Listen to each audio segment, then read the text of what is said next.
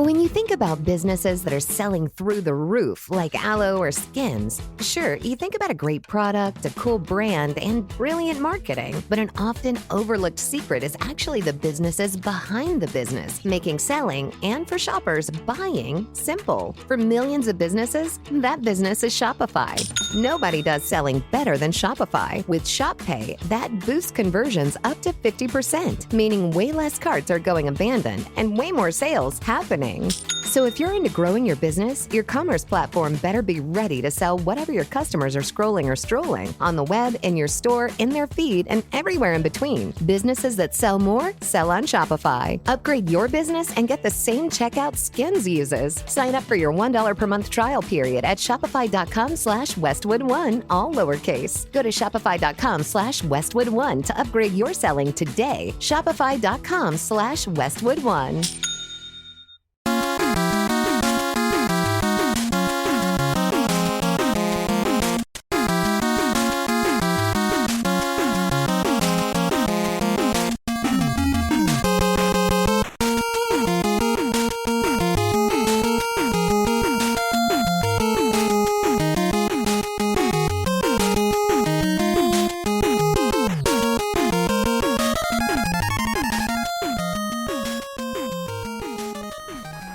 Hockey fans, are you ready to brave the wild with me, your host, Paladino Joey, or Joey Awajan? Brave the Wild is available on all of your favorite podcasting apps, and of course also on the Hockey Podcast Network, THPN. Really appreciate Dylan and Kyle for having me on board that awesome network coming out of Vancouver, British Columbia. Really love it. It's a nice pleasure to be back on board with you once again today. The sun is shining, the sky is blue, and the sunlight is growing and all that good stuff. So super early signs of spring, you could say. I mean, obviously very too early. The Minnesota Wild week was, the last game was good. For the most part, the games were frustrating. Even the Blackhawks game ended up being much more frustrating than it should have been, but at least the Wild won it, I guess.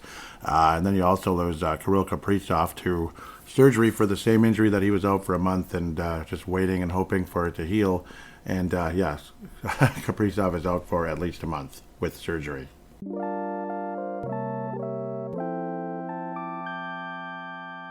So yeah, more than likely, like you probably already knew, it's either a groin or even a sports hernia, that type of thing. Guessing a groin, but hernia is usually where you talk about surgery, so that's where you get confused a little bit. I suppose groins can have surgeries as well. So I don't know. I think the groin thing has been kind of off and on plaguing Kaprizov, dating back to when the Winnipeg player basically sat on him, or kind of, and then Kaprizov was doing the splits in that situation. It was just a very awkward, unfortunate incident that took place.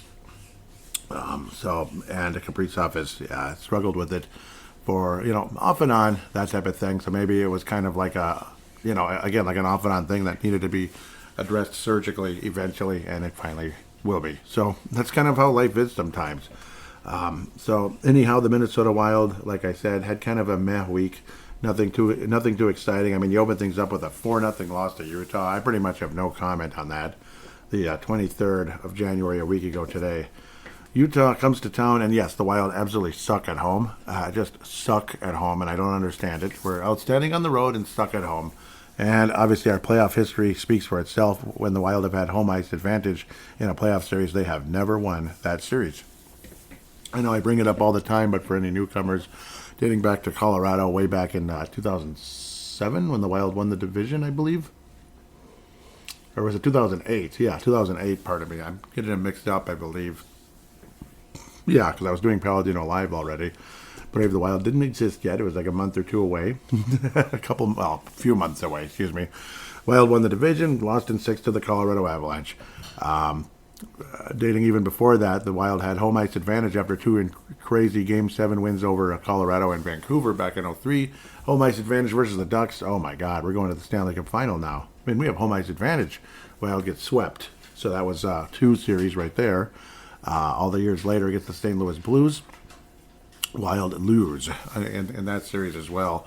And then it happened again. We actually had home ice advantage over the Blues twice, lost both of those. We did not have home ice advantage in one of them and won in 6 games. So that was 2015 when we first acquired Devin Dubnyk, and of course won the series versus Colorado as well in 2014 on the road. So all of the Wild's playoff success has been road, and all of the Wild's failures have been at home. And it's just, why is that? I have no idea.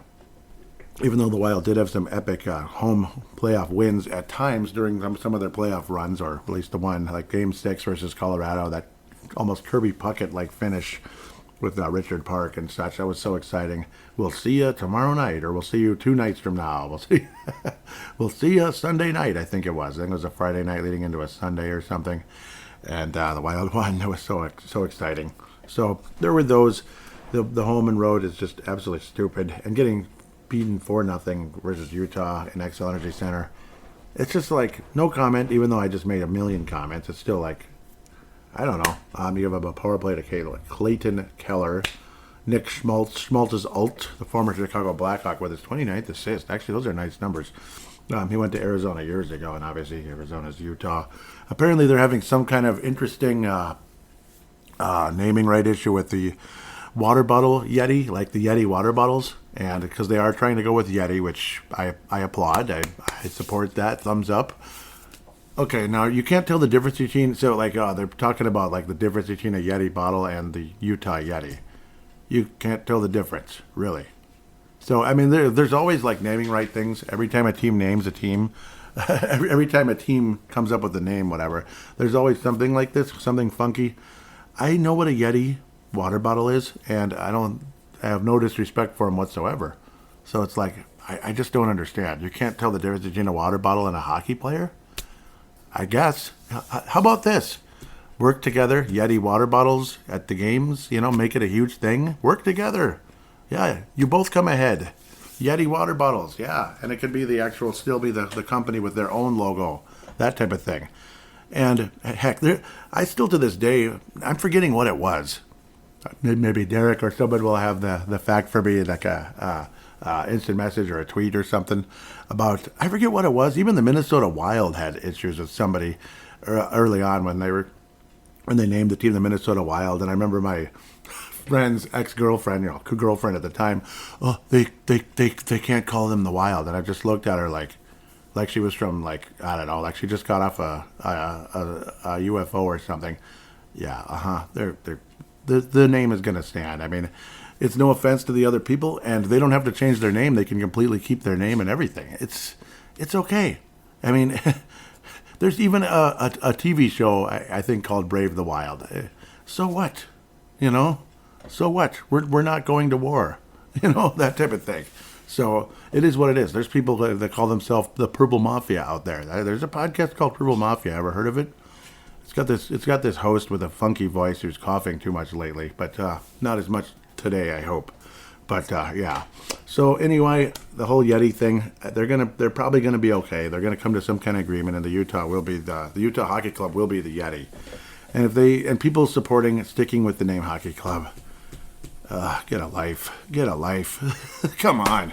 Even the soccer team in Minnesota locally, the Minnesota football club, whatever, came up with the name Loons, and God bless them for that. You can't just call your team the football club, the hockey club, the baseball team, the Washington football team.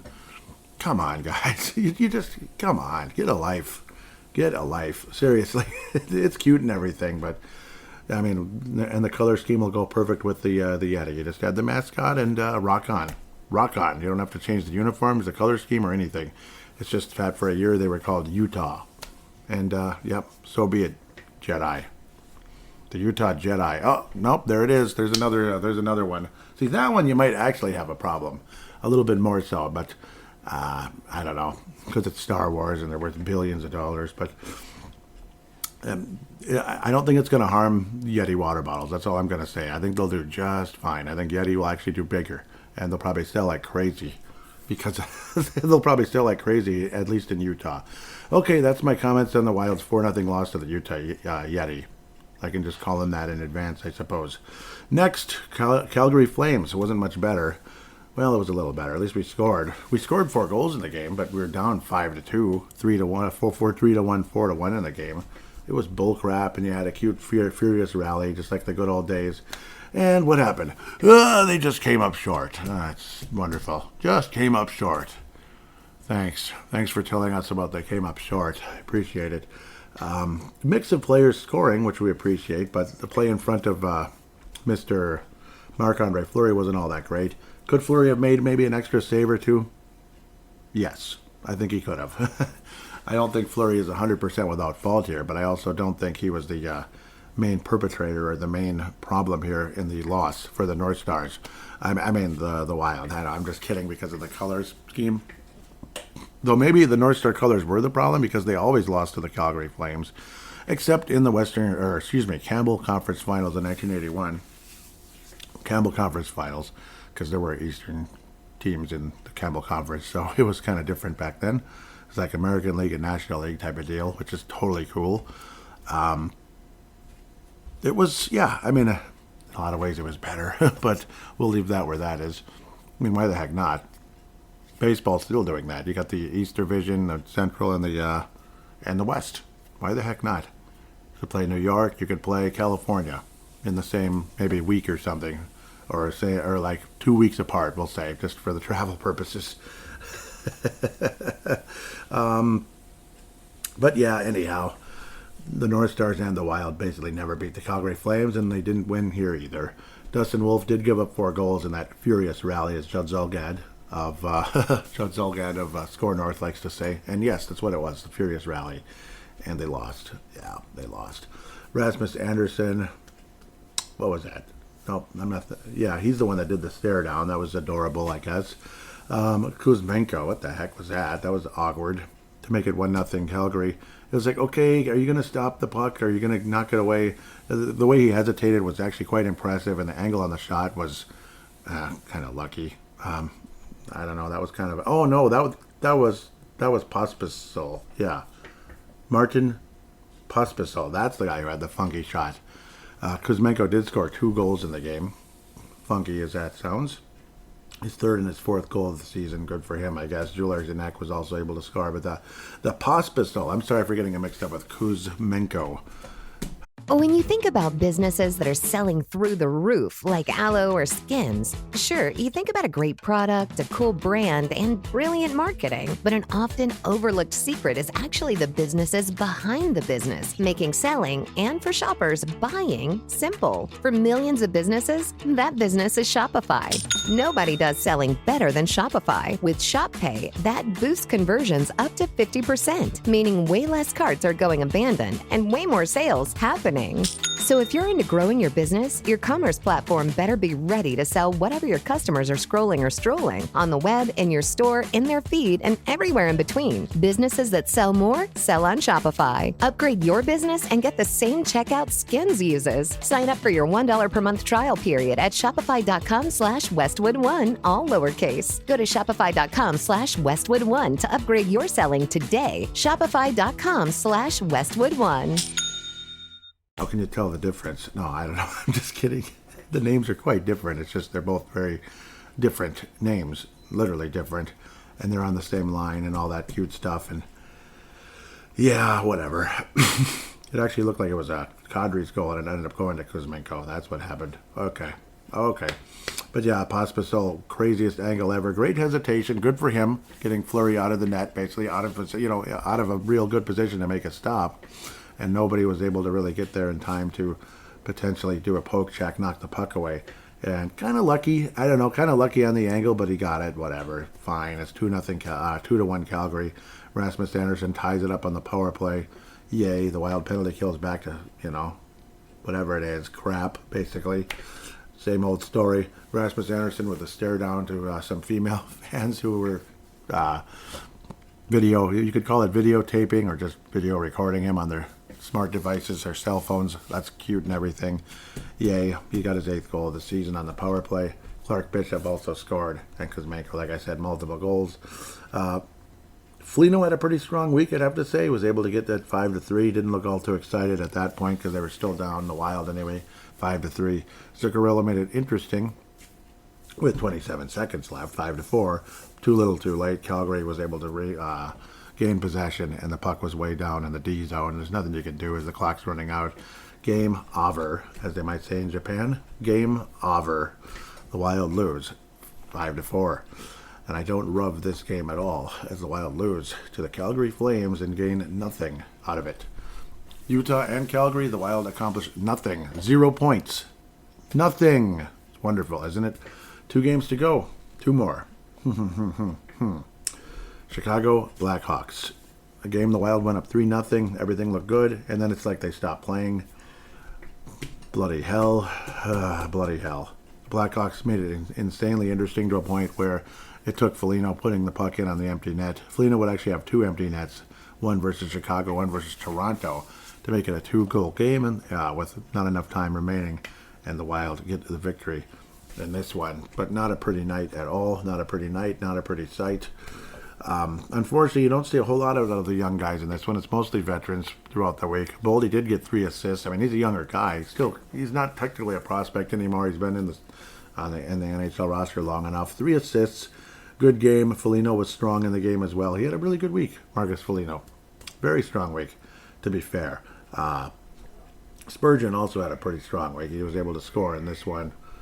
Felt like Spurgeon was kind of all over the place most of the week, and we appreciated that for the most part. What was it? Yeah, this is one where I'm getting mixed up in the head here. But yeah, Gustafsson was able to get multiple stops. Was it the Calgary game?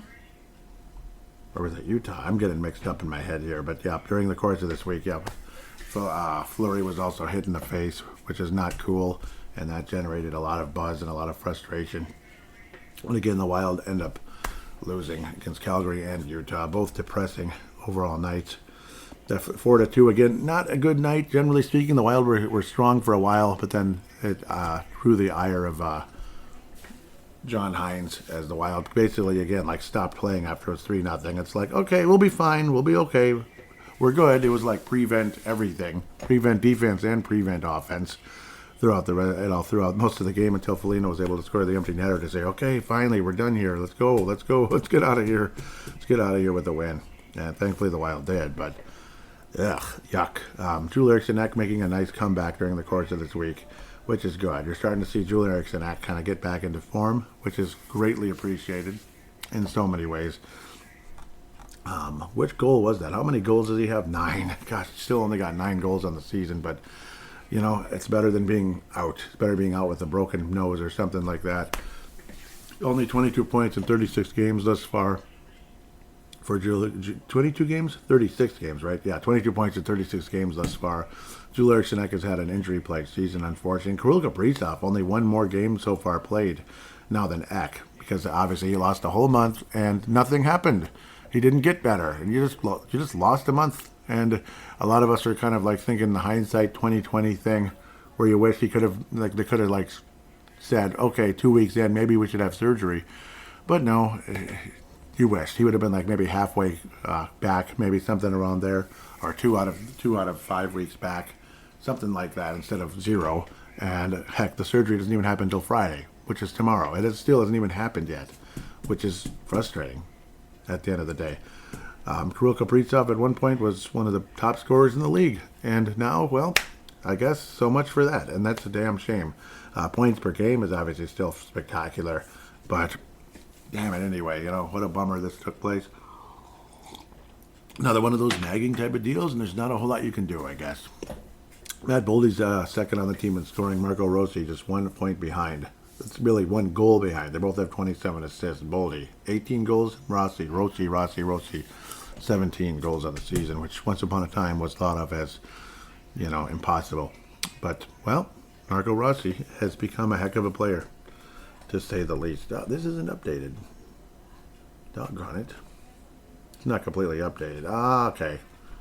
Okay, well, yeah, they're still at the same numbers. At least for the most part. Yeah. Just that a certain fourth line center. Yeah, a certain fourth line center was missing something, along with a couple other fourth line teammates who were just starving for points. I mean, starving like you've never seen. Starving to death, poor guys. God bless them, you know, bless their hearts, as you might say, out there. Bless their hearts. a meh game versus Chicago, the Wild Escape. And then this one would definitely be our feature presentation versus the Toronto Maple Leafs on the 29th of January, which is also my half birthday. Ooh. And now, our feature presentation. Yeah, I'm 45 and a half. Yeah, I'm 45 and a half. What's the problem? Why are you looking at me like that? Come on. Stop it. Anyhow, yeah. Well, Spurgeon and Foligno factored in the scoring again. Spurgeon on the power play, Foligno with another empty netter. Sorry, Marcus, as good as you were this week, you're not getting the Madonna Award. I appreciate the empty net goals and, again, the other goal to kind of get things going versus Calgary as well, kind of getting rolling. But I thought, yeah, we'll get to the guy who's going to win in a minute. To open up the scoring, it's literally like, like we saw a Yeti. We saw a Sasquatch. But we couldn't take a picture because you know how it is. It's always blurry. That's why a certain podcast out there is called Blurry Creatures. Because no matter how many times you try to photograph anything like a Yeti, a Sasquatch, a ghost, or whatever the heck else, anything else it could be, Wolf Man, this man, that man, Hat Man, Mothman, whatever. You try to take a picture, it's blurry. Well, these are Blurry Creatures. I think I got this. It's the Blurry Creature line. Merritt Huznadinov scores his second goal of the season. Finally. Scores his second goal of the season. Almost as often as the lightning strikes a tree. Yeah. An exact particular tree. Yeah. Almost. Jakub Lauko and Devin Shore. Yes. That's the Blurry Creature line. There it is. You know how you have the, you had the geek line. You have, whatever, and the Mighty Ducks, the Oreo line. Naughty, whatever. But this is the Blurry Creature line. They're Blurry Creatures. You try to take a picture of Merritt Huznadinov to see if he exists at times. Yeah, he does, but oh man, it's a blurry picture. Sorry. He's a Blurry Creature. Merritt Huznadinov, Jakub Lauko, and Devin Shore. 1-0 Minnesota and Toronto. God is smiling on the Wild tonight, I'm telling you. Then Jared Spurgeon on the power play. Awesome. Matt Zuccarello and Yul Eriksson Ek factoring in on that one. Jared Spurgeon again in an outstanding week, I'd have to say. Absolutely great week. William Nylander's finally able to break loose as he was stopped earlier. The Spurgeon goal was actually technically kind of semi-scored by Austin Matthews because the puck deflected off his stick, which created a kind of a funky bounce. So it wasn't necessarily Spurgeon having a spectacular shot. It was a good shot and everything, but it changed the angle. It made things a bit awkward, an awkward bounce, crappy, shitty bounce. I don't like to swear much on this show, but occasionally, and of course, sound bites, you'll hear swearing sometimes. As Devin Dubnyk once said in a conversation with Michael Russo, that's what that was, a shitty bounce, yes. But we'll take it any day of the week, especially on the power play. Anytime this team has success in the special teams, via the power play or the penalty kill, we're happy. 2-0 Minnesota. 2-0 Minnesota, and Philip Gustafsson was downright fantastic. He stopped a one-on-one with Nylander earlier in the day. Ultimately, Nylander would finally score and make it 2-1 midway through the third period. So it was a 2-1 game, a little scary, this and that, but the Wild would end up surviving. Marcus Foligno kind of pushing the puck in there, getting the puck into the net, and holding a stick up like a salute to the crowd, like, gotcha. 9th goal of the season, and thank you very much. Even Freddie Gaudreau had a pretty strong week, multiple point week. Good for him. Was able to assist on that empty net goal, but also on others earlier as well. Gaudreau had a strong week, I'd have to say. But for this week, I'm going to give it to Jared Spurgeon. I think he had I think he was the best player on the Minnesota Wild this week. The whole time you saw Kaprizov out there in the games that he played, in the 3 games he played since returning, definitely not the same guy. What did they say? He was like, I think he said something along the lines of he's 60%, which, yeah, it's not the same guy, and who knows? Might need something that would be a much more significant surgery. That could be a big bad thing. What also kind of scared me a little bit is it's got that Gabrick vibe. At least it certainly felt like it, where it's like, the groin injuries and then eventually surgeries and such. And then I remember how we couldn't trade Gabrick. He had what did he reject, like a contract offer the year before because he was just being a dick, basically. Like, I just don't look at Gabrick the same way as I used to. He was being a dick, and then, of course, he screwed around and waited. And of course, he magically got hurt and then waited and then took the longest surgery possible, whereas The Wild couldn't trade him. Part of that is on Doug Risebrough for not moving him that past summer when he wouldn't agree with the contract. But I don't see this as a Gabrick thing. I think it's a different situation. Like, that Wild team was going nowhere. Absolutely nowhere, as you saw how things progressed after Gabrick left. I mean, there was nothing. I mean, the cupboards were empty. Risebrough stunk. That's why we call him Dumpster Doug. He couldn't draft anything. Like, occasionally he would get a decent player in the first round, but pretty much after that, outside of like a Josh Harding or what was that guy's name? A defenseman. I basically already forgot. With the Italian name. I have it up here. Yeah, you have to go back like 50 years to get there. He's a later round pick. Where is he? Damn it. Went too far back and then... No. Sorry, I'm distracted. Hearing noise in the background. It's kind of annoying. Where is he? Marco Scandella. Yep, there he is. And that was a second round pick. Yay. Yeah, he actually did something, but he wasn't anything too spectacular. Even first round picks ended up being like colossal busts, like Tyler Kuma, Colton Gillies. Justin Falk was just kind of a big guy. It's okay. Yeah. Carson McMillan played 16 games. How exciting. Cal Clutterbuck, a third round pick who played 1,000,000 games, but I don't know, he was more known for just hitting people. He's a good player. Sure he is. He hit people a lot. Outside of that, I mean, it was pretty blank. You know, guys like Ryan Jones, just played some games. Olecki played but you know, Clayton Stoner, mid-round defenseman. He was okay. He could hit people. That's about it. I mean, that's pretty much Doug Risebrough. So that's partially the reason why Gabrick left, because he could see the organization was going nowhere. Along with, you know, again, he was kind of a D-bag. Kaprizov, I don't see him as a D-bag. He's difficult in contract negotiations. He's Kirk Cousins-like. Maybe not quite that bad, but I better shut up about that. Definitely a better player, definitely a better hockey player than Kirk Cousins is a football player. I'll try to stay away from names that might be comparable. I don't know. I don't want to dig too far into that right now. Like by the time Eric Halla was drafted, that was Chuck Fletcher. That was arguably one of the best draft picks Chuck Fletcher ever made, a 7th round pick that ended up being really nice. And Kemper, 6th round, is all right, yeah. He had 5 assists in his career, but he's a goalie, so... where am I going with this? Yeah, I mean, the future's a heck of a lot brighter here. I mean, you look at the prospect pool, it's pretty deep. You know, you're going to have to dig for some roster spots. You're going to have to make some moves. Obviously, to create some space for guys like Danila Yurov. Obviously, Ogren. Ogren's going to be here for now, I got to think, with Kaprizov out and all of that. Apparently, JoJo's coming back. Marcus Johansson. I know, I'm just flying like a butterfly with excitement about that, but it's okay. So, I mean, there's more reason for Kaprizov to stick around. You have a more competent general manager and organization, I think. No matter what you may think of Bill Guerin, I'm not a Billy Goat, even though I kind of am, but I'm not. I'm not a full-on Billy Goat. I'm like a part-time one, you could say. Like, I like Bill Guerin. I support Bill Guerin, but I don't worship Bill Guerin. I'm not in a cult, you know, for Bill Guerin. So, put it that way. Like, I'm a fan, but I'm not a cult member, basically. Like, those kind of days, supporting anything that way, particularly in the sports world, it's just not important enough, you know, at the end of the day. As much as great as sports are, there's no reason to be a cult member for pretty much anything on the planet. In fact, anything on the planet.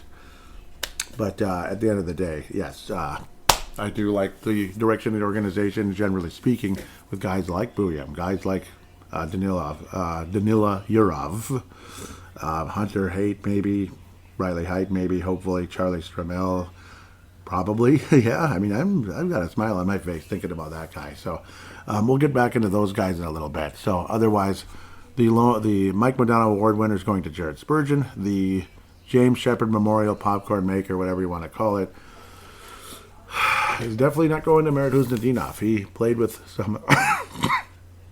Marat played with some merit this past week, so good for him.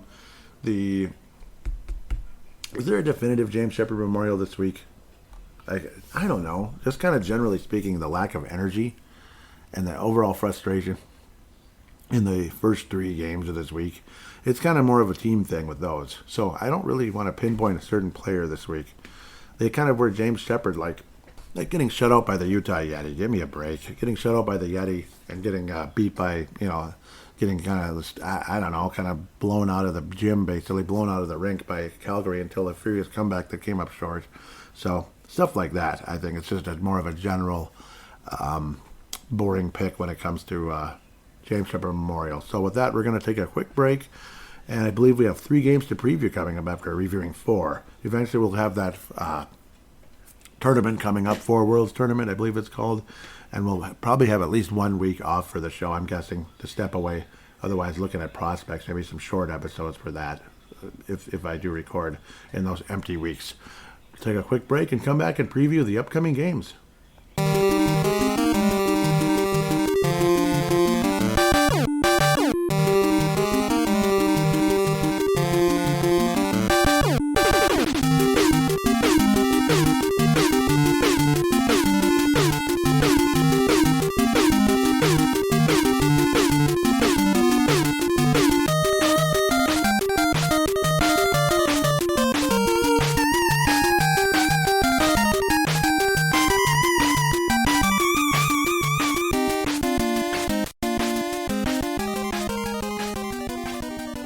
And we are back here on Brave the Wild. Again, apologize. It's a little distracting here. There's a loud conversation just a room away from me, and it's driving me nuts. I apologize. It's actually my wife on the phone. So it's kind of having a back and forth conversation with her job. Not an argument. They're just, discussing things. And it's too much. Sorry. So just letting you know why I'm a little bit distracted.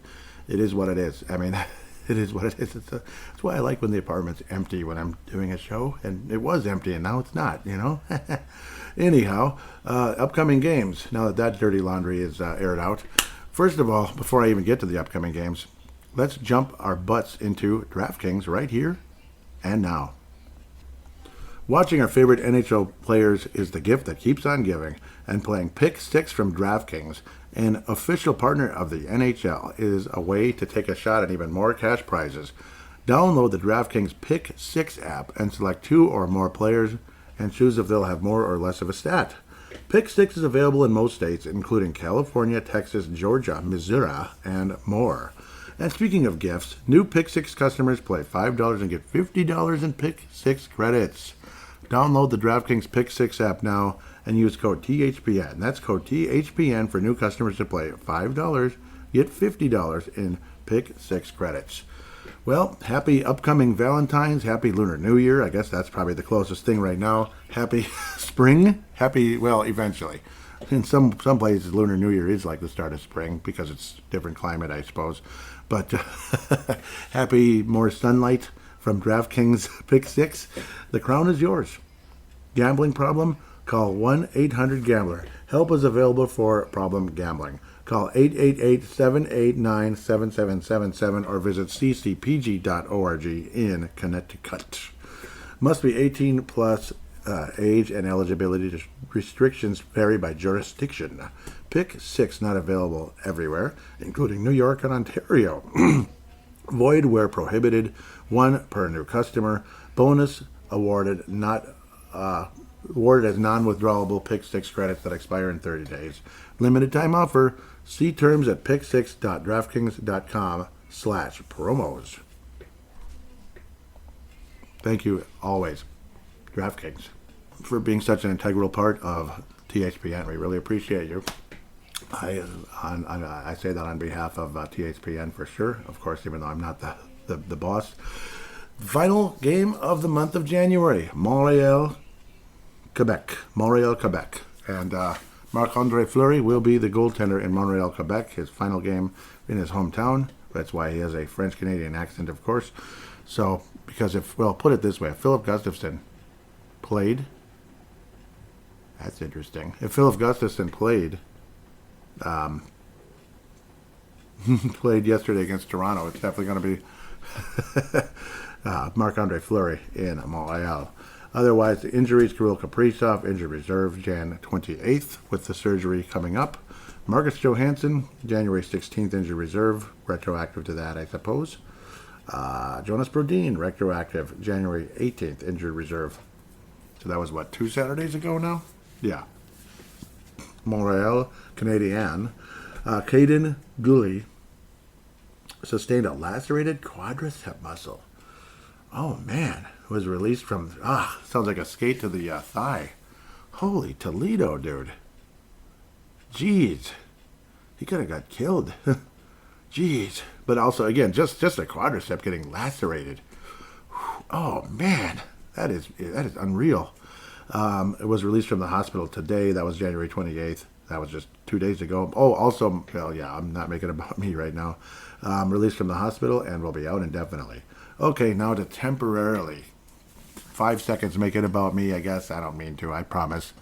You don't think I'm like that, do you? January 28th was the 17th birthday of me doing podcasts. The very first podcast was released January 28th, 2008, named Paladinolive, where I talked all different sports, all different Minnesota sports. I was even going to throw in stocks and maybe retro video games at one point in time. And then all of that kind of turned into different things, like freedom of thought, which could be like the stocks, news type of stuff. Well, yeah, I mean, you can throw in stocks, but it's all kinds of other things as well. Biblical talk. Obviously, video game flashback, Purple Mafia, Brave the Wild, and Rules Explosion. So, yes, that was the very first Paladino Live episode was released on January 28, 2008. So, a little fun fact for you. Old enough to drive a car and possibly be we'll say a junior in high school. Yeah, because you turned 17 during the year. So, we'll say that, junior in high school. Isn't that wild? Man. Next guy, Emil Henneman. Montreal Canadiens placed Emil Henneman on injured reserve as of Jan 29th. So that was just recently. Looks like retroactive to the 14th, though he's been out for a while. David Reinbacher said that he underwent surgery to his left knee on Tuesday, October 1st, and is out 5 to 6 months. Sounds like an ACL or something like that. I'm sorry to hear that, David. So that's unfortunate with Montreal there going forward. Let's get to the comparisons here and ongoing. So the Wild are 17th. The Wild and the Canadiens both have 149 goals, which is 17th in the NHL. Goals against the Wild are 12th. The Canadiens are 26th. And yes, I'm calling them the Canadiens. I'm not saying Canadians. Power play 21st for the Wild. What's going on? It was better a long time ago. Now it's not. 19th for Montreal. Penalty kill, the Wild are 30th. Spectacular. Montreal is 6th. Penalty minutes, Minnesota 13th, Montreal 27th, yuck. But at least we're staying out of the box, but not as good as earlier in the season. The Minnesota Wild shut out the Montreal Canadiens on November the 14th. Let's see which goalie it was. You hope it's Fleury just because I just don't remember. It was Philip Gustafson. So now Marc-Andre Fleury will maybe hopefully complete the sweep and the back-to-back shutouts against the Montreal Canadiens, even though it's months apart. That was November 14th, so leading into Thanksgiving. You already had Sierra Nevada Celebration on the shelves, though. Oh, best beer ever made, maybe. Montreal has lost 3 games in a row. The Minnesota Wild have won 2 games in a row, but you can, get a little sarcastic on that 4-2 win over Chicago. After such an impressive win over Colorado on the 20th, you followed up with a shutout loss to Utah. God, stop sucking at home. Stop it. Terrible. Again, Montreal's lost 3 in a row after beating the Rangers and Tampa, respectively, before that. That's pretty impressive, but losing to Detroit, New Jersey, and Winnipeg, oof, along the way. Now, on to the numbers. Nick Suzuki is leading the club in scoring and assists, not in goals. Cole Caulfield's got 25 goals. Wow. 47 points in 50 games. 15 goals, 36 assists for Nick Suzuki. Sam Montembeault, almost 3 goals a game and almost 90% save percentage, but 3 shutouts, so kind of up and down. He's a pretty good goalie, but I think the play in front of him sucks. So that's kind of what, just looking at those numbers tell you that's pretty much what's happening. The play in front of him has been below average, despite the fact he's a pretty good goalie. Patrick Laine, that's where he wound up. Good for him, I guess. 18 points in 22 games, good numbers. 12 goals, 6 assists, but I don't know, another Gaborik. I don't know. Say what you want about that. I know. I don't mean to rip on Gaborik, but yeah, he turned out to be kind of full of himself, and that's annoying, I'm sure. So those are your leading scorers and all that. Minnesota will beat the Montreal Canadiens, who actually have an above-average. See, that's the thing. Back in the day, 24, 21, and 5, you'd probably be in the playoffs. You'd be like a 3rd or 4th place team, but you'd be in the playoffs. in those smaller divisions back in the day. 7th in the Atlantic Division, 7th, 24, 21, and 5. Damn. Yeah, so all this, again, I keep coming back when people are like, oh, it's so easy to make the playoffs in hockey. Yeah, it's not a big, no, it's not. It's not easy to make the playoffs in hockey. If you're 3 games above 500 and you're nowhere near the playoffs, don't tell me it's easy to make the playoffs in hockey. I mean, there's a lot worse teams than this.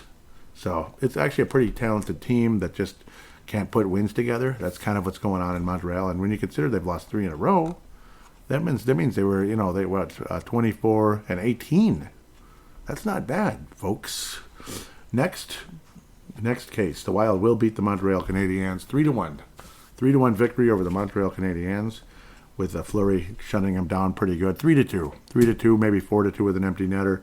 Most likely guy to score, no, not that guy. Unfortunately, Boldy will score against Montreal, or you could even say Freddie, but we'll go with Boldy in this one. The second leading scorer on the Wild, and right now the guy, because it's just the way it is. Next man up, dude. Why does this go into March? I know there's going to be a tournament, but geez, it's not that much of the month going off. So from the 9th to the 21st, there'll be 0 Minnesota Wild games. Jumping into February here.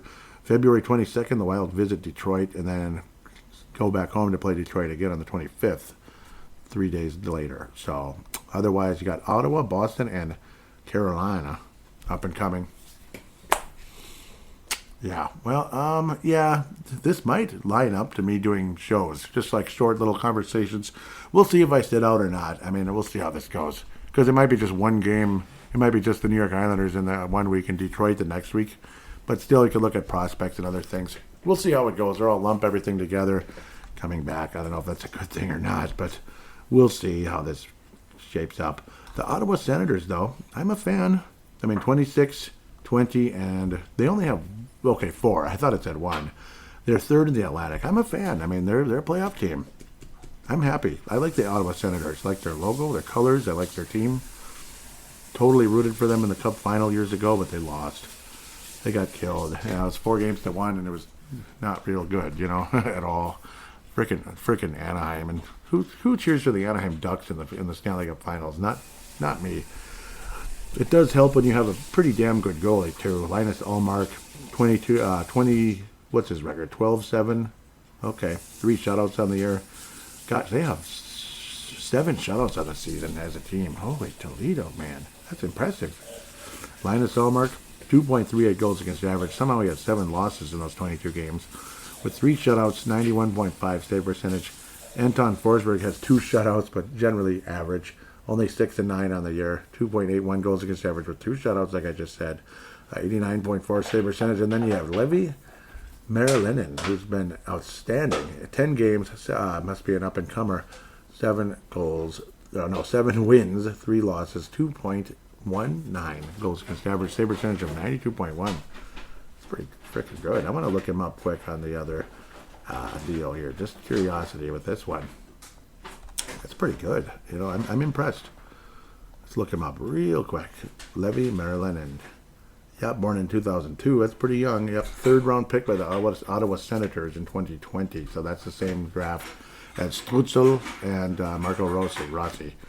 So could be a damn good draft for the Ottawa Senators if Levi Marilinen ends up working out. Of course, a Finnish goalie, 6'3", 186. He's probably bigger than that now. Man, really nice numbers though. That's good, and they're bringing him along, semi slowly. It's too bad it's not working out as good with our guy, who was taken in 2001, Jesper Wallstedt. So Jesper's a year younger, so we'll see how that goes. Marilinen didn't really play in the NHL until this year, and he's off to a great start. So I thought I'd bring in that little fun fact, if humanly possible. Ottawa Senators injury report. Nick Cousins expected to miss 6 to 8 weeks as of January 25th. That's a center, of course. Nick Jensen, defenseman, did not play against Utah, on January 26th. Noah Gregor, injured reserve as of Jan 23rd, and he'd been out since Jan 9th, apparently. Ottawa's only 26th in goals, but goals against their 6th, so definitely defensive-minded and good goaltending thus far in that category. Power plays 14th, penalty kills 17th, penalty minutes 23rd. Interesting.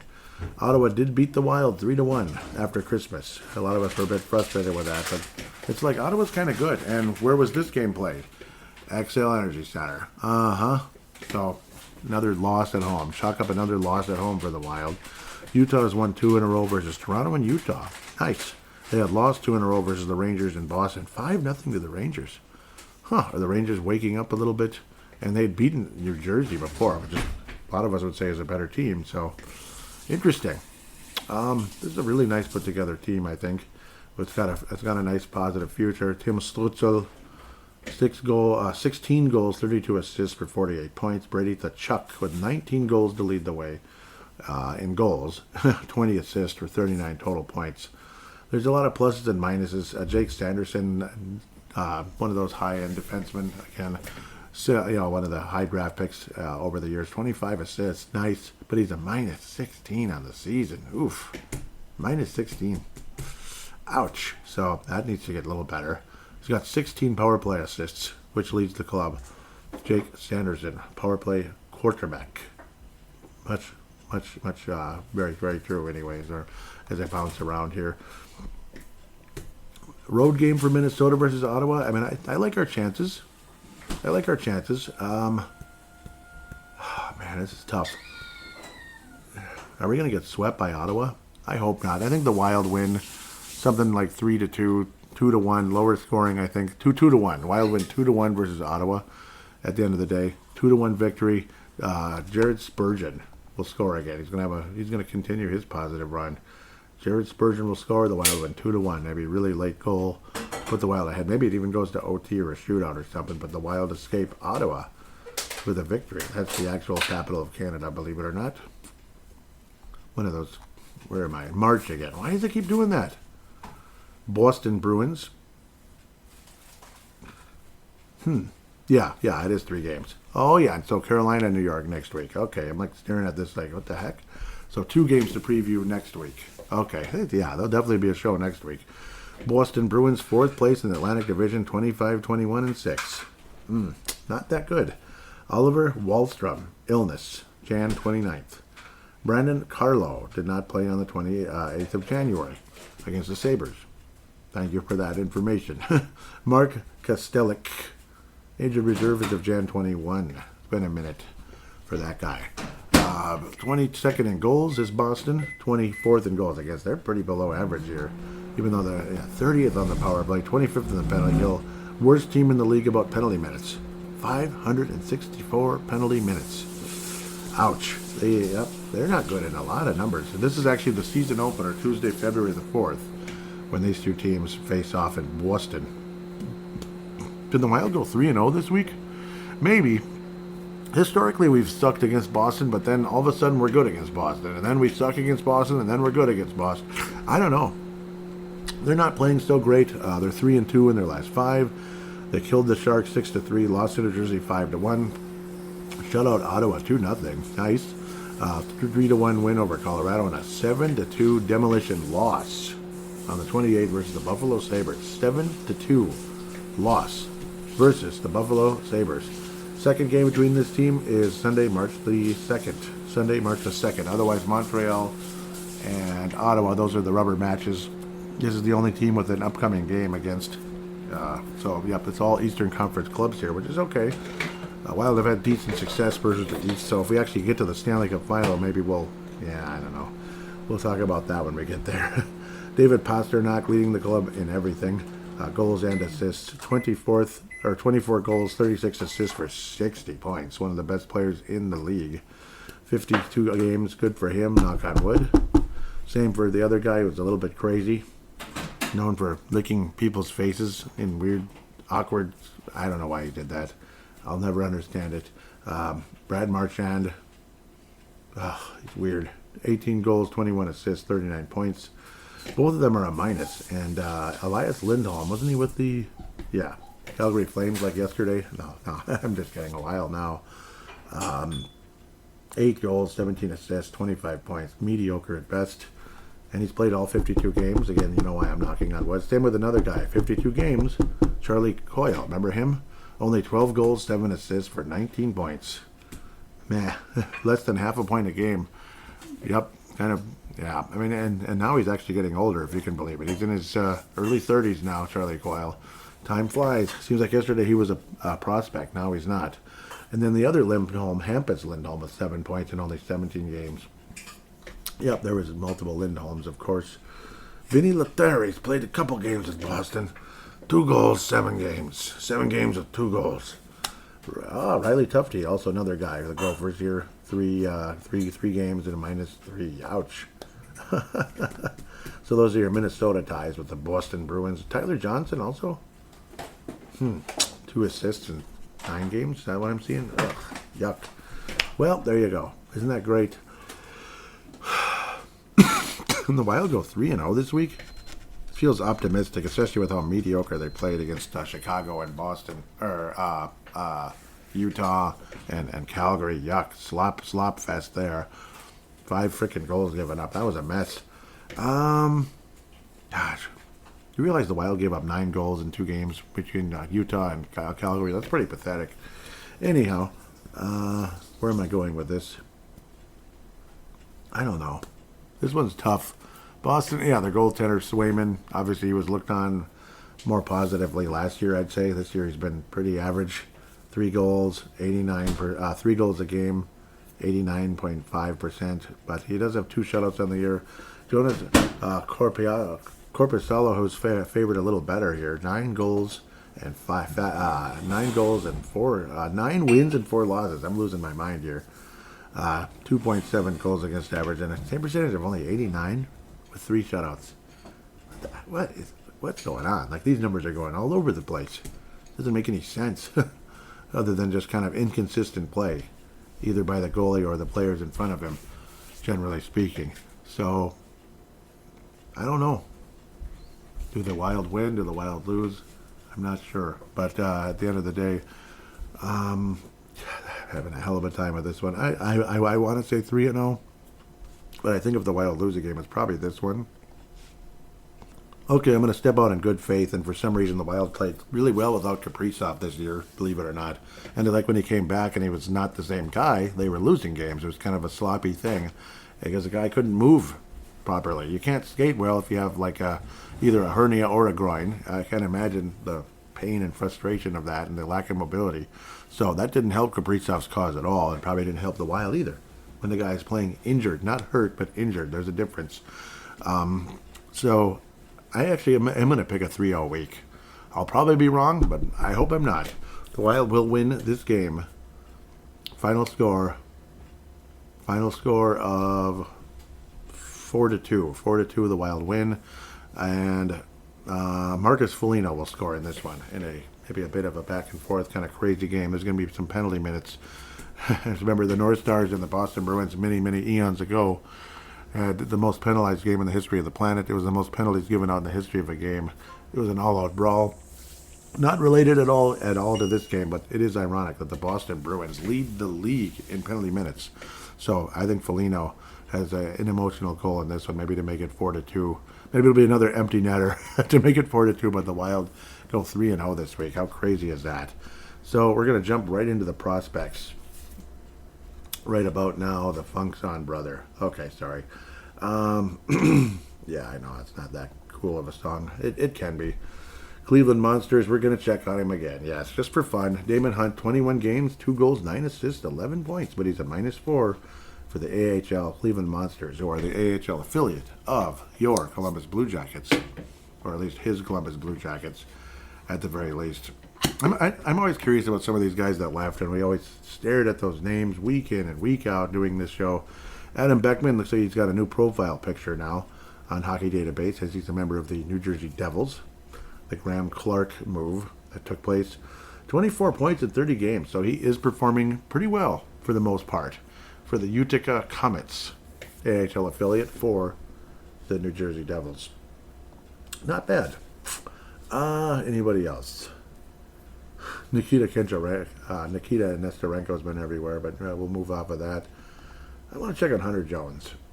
Yes, he is definitely gone. Lavelle Rocket. Yeah, he's been in the ECHL for that would be Montreal, right? Lavelle Rocket. That is the Montreal Canadiens affiliate. Trois Rivières Lions. ECHL, 3 goals a game. Ah, man, Hunter, I feel bad for you. I wish it turned out better. He was the 59th overall pick in 2019. Ouch. Pavel Novak, yes, all these guys, the love we lost. He was with the Heartlanders for only 2 games. This is Pavel Novak. Now he's been in the Czech League. 1 goal, 1 assist, in 7 games, just 2 points, and he's a -4. Okay, let's continue here. Iowa Wild. Let's go there rather than the semi-love we lost here. Kyle Masters has also been he's been in Iowa and Iowa Heartlanders, the Iowa Wild and the Heartlanders. 3 assists in 11 games for the Heartlanders. Let's go to the Heartlanders first. Just to see some of these guys. Yuki Miura from Tokyo, Japan. Wow. Half a point a game for them. It's cool. So there's a Japanese player on the Iowa Heartlanders. Japanese hockey player. Yep. Konnichiwa. Pavel Novak was there for a minute. I already said that. Yeah, I mean, it's not much. Will Smolek, like Doug Smolek, the former Dallas Star, 5 assists in 28 games from Rochester, Minnesota. Yes, 99% he's related to Doug Smolek. Yep, Will Smolek. Let's keep going. I know I'm everywhere here. Iowa time. Iowa Wild, not Heartlanders. Travis Boyd is leading the team in points with 26. 20 of them are assists, but he's a -14. Your leading scorer is a -14. Your second leading scorer, if you're not counting Liam Ogren, who's up with Minnesota, is Brandon Gauntz, who's a -16. Number 1 on the team, or bottom on the team, basically. A lot of the veteran guys are like the biggest minuses, except for Kanan Bankier, who's also a -13, which is a bugger of a number. Forgive the Australian slang. David Spacek also. Man, he's got 21 points. Pretty good. He factored in the scoring this week. 17 assists now for the... he's the leading scoring defenseman, and he's 4th overall in scoring, if you do count Liam Ogren on the Iowa Wild. Leading scorer defenseman at age 21. Despite being a -11, he's got 21 points in 41 games. Pretty strong. More points than Hunter Haight, who's a forward. Impressive. Michael Milne, after a hot start, has definitely slowed down. -8, 16 points in 37 games. Toporowski, 16 points in 24 games for the Iowa native, was a +6. +6, that's awesome. Graham Clark, only half a point a game, and he's a -11. Ugh. And Graham Clark is from Waconia, Minnesota, so we appreciate that. Actually, really nice city. I love that area, actually. Sammy Walker, 25 years old already, Edina, but he's a +3, despite the fact that scoring is not anything to write home about. Only 11 points in 29 games. Carson Lambos now with 7 points still. Yeah, 7 points in 37 games. Actually, yeah, David Juracek added his 3rd assist only in 14 games, and he's a -1, which isn't bad. Ryan O'Rourke is only a -7. It's a lot better than last year, but still the scoring isn't there, and you're not really feeling anything too exciting yet with him. So those are the main prospects. Jack Pert, that's the other one. 2 assists in 28 games, and he's only a -2, so that's good. And he's only 21 years of age as well. So that's looking at Iowa a bit here. Petrovsky, yep, remember that one. Yeah, he's not here anymore, of course. Ryan Healy out of Harvard, now with 7 points for Harvard in 19 games. 6 assists, 1 goal for Mr. Healy. Gregor Lorenz, only 6 points in 24 games. It's been a struggle for him, big time, for the national champion Denver Pioneers. Only 20 years of age, so don't have to get too disappointed yet. Danila Yurov, 22 points, 41 games. All right, 10 goals, 12 assists for the stud future Wild forward here. Remember, I always talk about it because of the, they don't, when they know a guy's leaving, they don't play him, basically, over there in Russia. That's what happens. They diminish their role, which in some ways is good because then he's less likely to get hurt, I guess. 27 games for Jimmy Clark for the, soon-to-be national champion Gophers, unless you watched them this last week versus Michigan State. I don't know, man. I don't know. It's just ugly.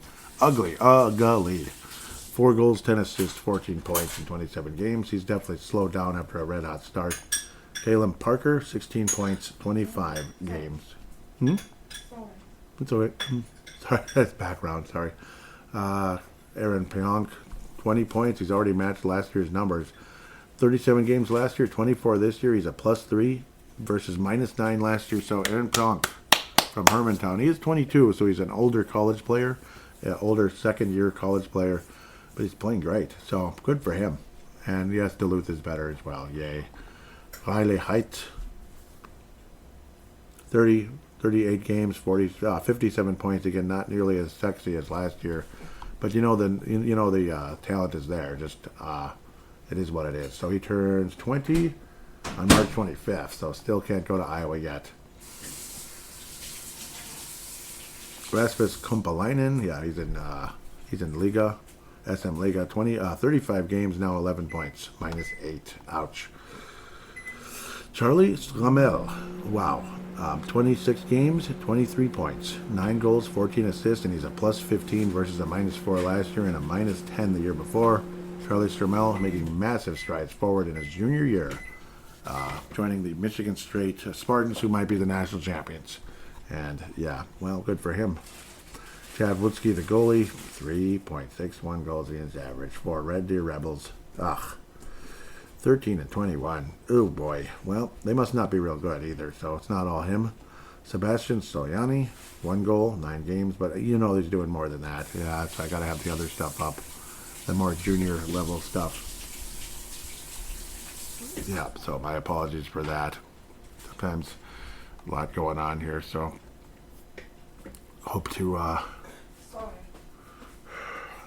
hope to continue here. Let's look at Stoyani, because he's going to play in multiple leagues, because it can't be just the same numbers forever. You wish it would cover everything, but not everything does. We do have thankfully we do have elite prospects for that. So sorry about this. 2 assists in 10 games. Well, that's not too exciting at the end of the day. I'm not sure what's going on here, so it's kind of confusing here. Yeah, so we're going to move off of him and continue forward. I don't know what's happening. Aaron Kiwiharu, also another guy, definitely has had his good moments for the most part. Yep, he's got 4 points in his last 10 games, 1 goal, 3 assists. Last 5 games, 1 goal, 1 assist. So good for him, Kiwiharu. Playing in International Junior. Yep, 1 goal, 4 assists, 5 points. Otherwise with the Finland. Well, yeah, in the World Junior Classic he got 3 assists. And in Liga, 38 games, 4 goals, 8 assists for 12 points. So there's numbers there. Nothing that jump out at you or anything, but still a talented son of a gun, no doubt. Ryder Ritchie, we can go back to the juniors here with him. Nothing too much to get excited about this week, whereas a week ago he won the award, but not this week. 35 points in 38 games, 18 goals, 17 assists, and a +4. And then the top prospect in the system, last and definitely not least, 22 games, 25 points. Numbers have cooled a tiny bit, but that's okay. I mean, what do you expect? He's going to be an NHL player. 5 goals, 20 assists, 25 points. He's a +9. Numbers not as crazy as last year. Seems like the whole team is down a little bit there in Denver, but that's okay, especially as a Gopher fan. That's definitely okay. And looking forward to him playing for the Wild, hopefully sooner than later. That means Denver would be out of the tournament, and we don't have to worry about them too much, so that would be greatly appreciated. With that, we're going to take a quick break and return to hear from you in fan interaction right after this.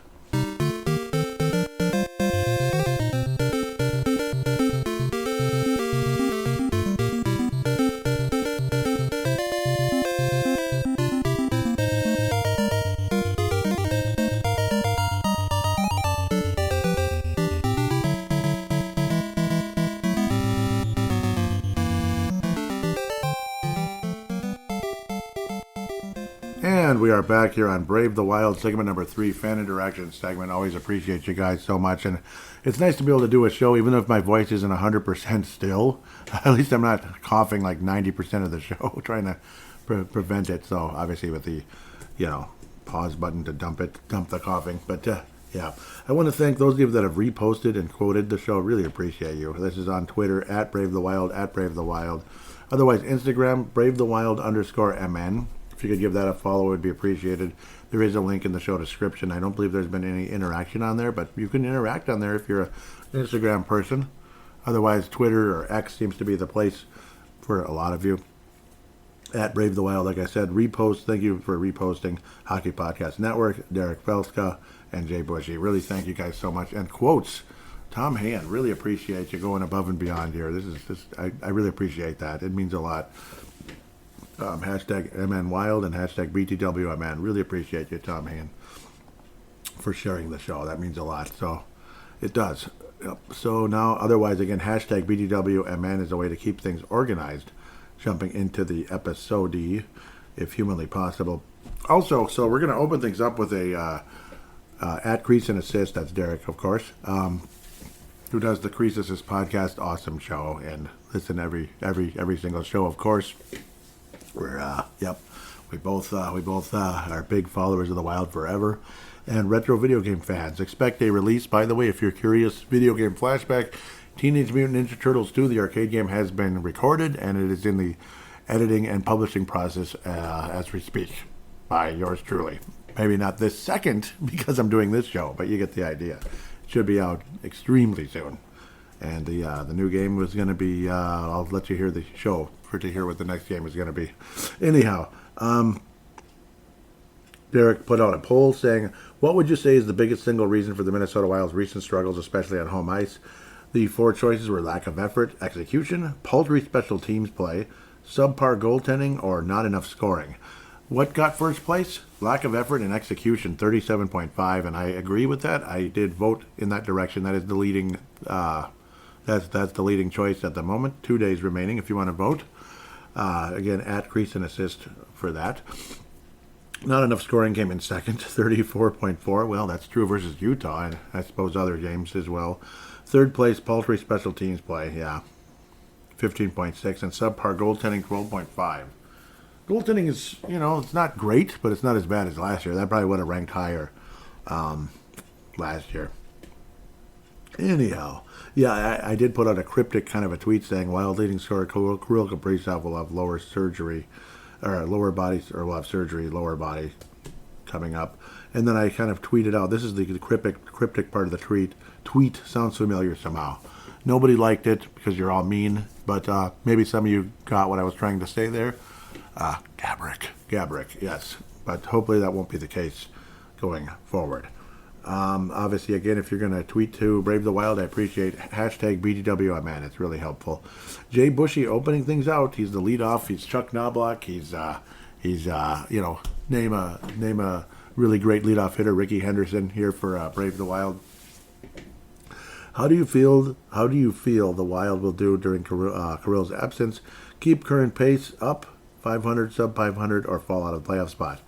Right now, I feel confident. I like the way they played before. I think they're going to keep up the current pace. Maybe not quite as good, but they'll be above 500 without Kirill Kaprizov, I think. I like the way the Wild played last time. It's like it kind of wakes guys up. For a while there, nothing was happening, and it was extremely frustrating, and you have games like Utah. But then all of a sudden you have games like Toronto where it's not like they were out there scoring spectacularly, but they were playing strong defense and then scoring timely goals. Toronto does have, the fact that the Wild were able to keep that Toronto offense down to only 1 goal is insanely impressive, quite frankly. And it was like, 5/6 of the game. They kept them shut out, so insanely impressive. And good goaltending from Philip Gustafsson. Him getting healthy is a big thing. David Carrier responds with, I think they will play at 500. And, that's a fair choice. Looks, but we're already following each other. That's cool. Big Minnesota sports fan. Greenway alumni. Oh, I like Greenway. Yeah, cool. Yep, I'm a fan. I liked watching them win back in the day, in the early 90s especially. Got with those green those green like pom-pom type things that the fans would have. I like that. I like Greenway. They're one of my favorite high school teams, honestly. You notice there's a theme. I like green. Yeah, Edina, Greenway. Yeah, they're in the 2 different double A and single A.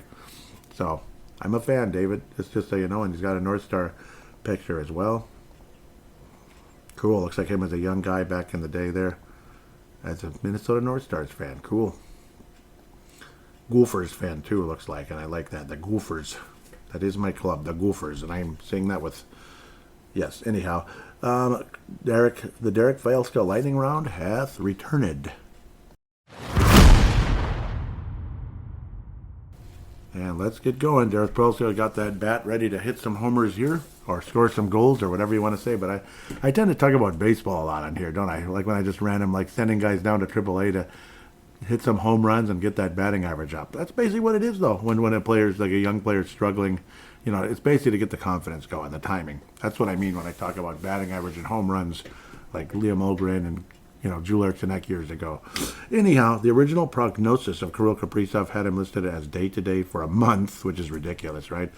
Now, after being back for 3 games, he's having surgery on that day-to-day injury that will have him out 4 to 6 weeks. Should we question the Minnesota Wild medical staff? Yeah, a little bit. I mean, that is frustrating. A little bit. I think they blew it there. They definitely misdiagnosed that one. Yeah, I like that. Yep. I agree. I think they misdiagnosed things. At least within like 2 weeks when a guy's not getting better. Come on, you know what I mean? Like there should have been a sign. Like again, day to day when it's like 2 weeks in, something's not right. Just get it done, doggone it, and maybe the 4 to 6 week process can begin rather than now. We could be like halfway-ish through it. That would have been nice, but yeah, that sucks. Continuing with Kaprizov's injury, a groin injury. Does it make you fear more or less that this will, yep, he knew exactly what I was saying. That this will turn, more or less that this will turn into a Gabrick 2.0 situation. Should these issues lower Minnesota Wild's price, or is it still Kaprizov's leverage to ask for whatever he wants and the Wild match it? As long as it is in reason, as long as it is in reason, I think Kaprizov should still have the leverage, generally speaking, because this isn't like Gabrick in terms of like it's just every darn year the guy had some problem. Gabrick, I mean, at the end of the day, I was always imagining Jacques Lemaire picking up a stick and smacking him over and over and over, in his groin. I got so tired of that nonsense. This has become a problem, but it was all because of that stupid guy, like landing on Kaprizov.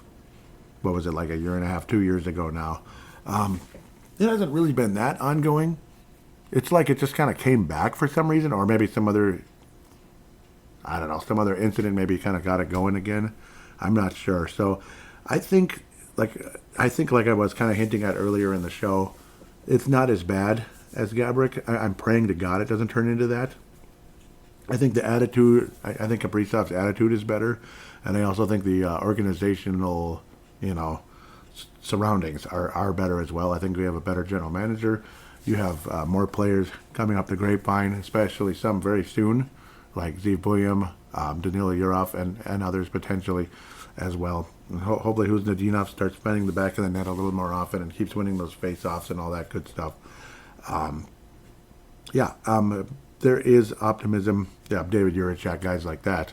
So that I just think it's a better overall situation. I think the organization's better run, and that there is more, in the cupboards, where back then there was absolutely nothing. So I'm hoping and praying that this all will work out in the end. So far, Kaprizov has been pretty good about it, and he does seem happy here, generally speaking. So we'll say hopefully not at this point. It's like hopefully not. Like I'm optimistic. Next one. This is all Derek Valska, of course. When I say Derek Valska lightning round, it is the Derek Valska lightning round. The Iowa Wild are currently 6th place in the AHL Central Division with a team that is basically healthy and mostly intact minus the call-up of Ogren and Shore. I'm sure, I don't know if they're missing him too much, but Ogren, he's probably the best player down there in terms of everything. If Iowa misses the playoffs, will this be Brett McLean's last year as head coach? It could be, because things haven't gotten better. It's sad because it's only 2 years in, isn't it? So that's the sad part. It could be. Things have not gotten better. Where Army, he was there a while. It's like, it just felt like things never got better either with Army, and people were sick of the meetings that never end, the countless meetings, and just too much, What did they say? Like he has the gift of gab, that kind of thing. And I don't know, and I guess show hosts do too. Nudge, nudge. But both of us probably. Yeah, we have the gift of gab a little bit. But as a head coach, with young players, I can imagine that got frustrating at the end of the day.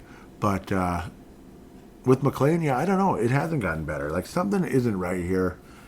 Something isn't right. It may end up having to be like, maybe we can do better. And I feel bad because I like Brett McLean. I do. But maybe he's more of an assistant coach than a head coach. I don't know. So maybe, yep. I'm kind of leaning in that direction a little bit, honestly. Next, does Kaprizov's injury make the Minnesota Wild a potential seller at the trade deadline, and should it be one considering they have young kids waiting in the wings for roster spots like Bouillon in Europe? Yeah, if you could clear up some guys, it would be nice. I mean, some of the guys to make space for them, Bouillon and Urim, because, did I say Bouillon and Urim? Wow, I am losing it. That's dyslexia. Bouillon and Urov. Definitely going to leave that in there because it's funny. The guys could laugh your butt off at me for that one. See, I leave stuff like that in the show because, well, it's natural. It's more natural, and you can laugh at it as well. It's not. It depends on kind of what you're selling. It would be nice to get rid of some guys in a way. So it's like you're not selling off like, oh boy, like we're giving up, but more of just kind of opening roster spots. Oh, that figures. That stupid guy in Nashville. Yeah, I just saw him. Sorry, but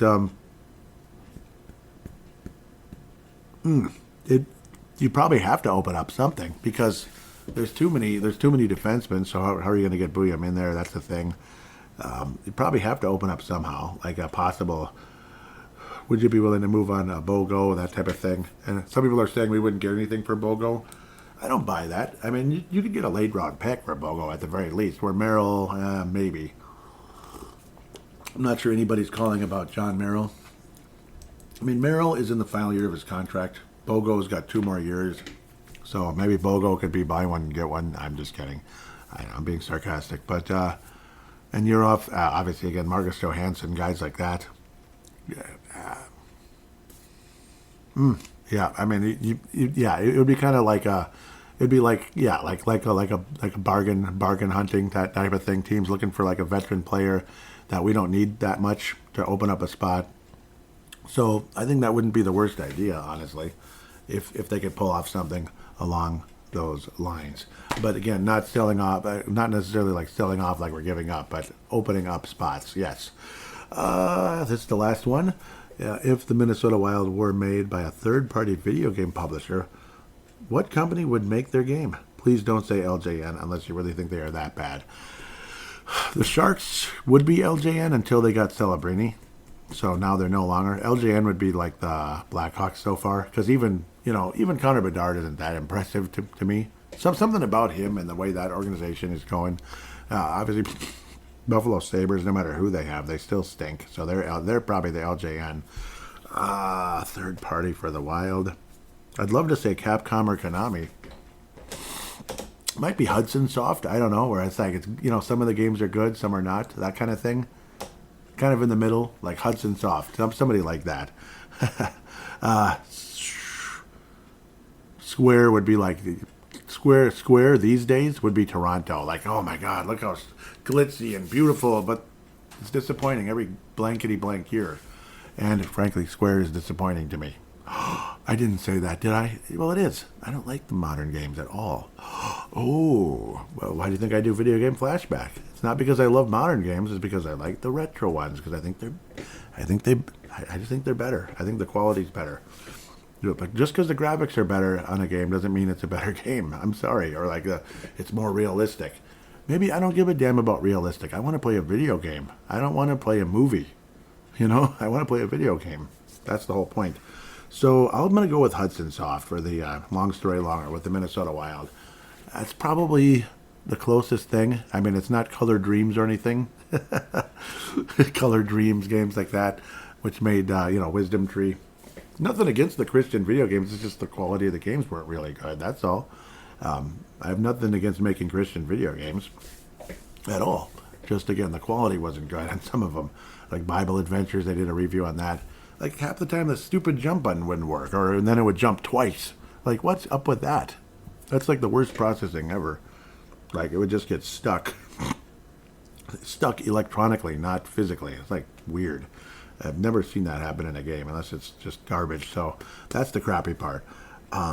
Also tells you making a video game is not easy, no matter who you are, at the end of the day. So, yeah, Hudson Soft, I've babbled that over 50 times. So, yeah, decent, but not the best. That kind of thing. So with that said, that should wrap things up here. The Minnesota Wild have an opportunity to move forward and maybe be closer to a Capcom or a Konami this week. You go 3-0, we're closer to that. Capcom is somebody like, well, it used to be like Chicago or Konami, or like Tampa Bay and Vegas. Those are your Capcom, Konami type deals right there. Pittsburgh, once upon a time, would have been like way up there. But we'll move on from Pittsburgh. Don't want to think about them right now. I'm still sick of the Pittsburgh Penguins. I'm sorry, I am. Huge shout outs to MNW Prospects / Young Guns. Love you guys. Pavel Bennett and Justin Bakke. Love you guys. Do a great job there with the Prospects conversation. Minnesota Wild Global. Scott Doherty. Scott Cavendish, not Scott Doherty. I got it mixed up with the Timberwolves guy. Scott Cavendish, they're both Scott. I apologize. Scott Cavendish, Chad Walski, David Abraham, Kathy Main, Michael Fick, all those awesome people there. David and Chance Kostick, of course, are traveling with the Minnesota Wild. Must be fun doing that. Toronto and Montreal. That must be pretty cool going into Canada. So cool, and they got the win. Hopefully they continue their winning ways during this trip there up to Canada. Hope you're enjoying yourselves, just in case you're listening. With that said, thank you again so much for listening to the show. And yeah, good golden opportunity for the Wild to make some positive tracks this week if they can actually go 3-0. These are beatable teams, and why not? Why not get the job done this week? Until next time, take care and go Wild.